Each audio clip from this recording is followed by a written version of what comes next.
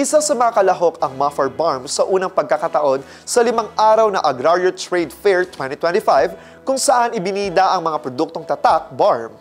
Narito ang report.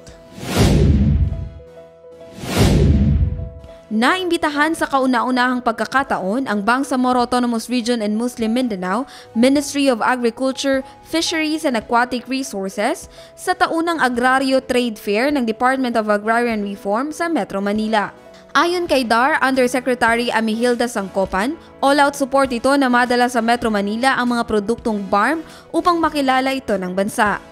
Tampok sa nasabing trade fair ang sikat ng mga kape at cacao products at iba't ibang food at non-food product na gawa ng Barm at iba't ibang lugar sa bansa bilang bahagi ng pagpapatatag ng kabuhayan ng agrarian reform beneficiaries. Ngunit higit sa mga produktong ito, ang tunay na halaga ng trade fair ay ang mga koneksyong nabubuo sa networking ng agrarian reform beneficiary organizations na maaaring magbukas ng oportunidad para sa mga mamimili at posibleng mamumuhunan. Para kay Aljibrel Lajhasan, Chief Agrarian Reform Program Officer ng Sulu, ang imbitasyon ay isang karangalang hindi nila makakalimutan.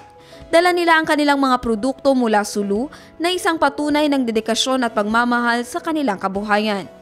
Ang Agrario Trade Fair 2025 ay bukas sa publiko hanggang December 5, 2025 sa Gateway Mall 2, Quezon City. Jen Garcia, iMinds, Philippines.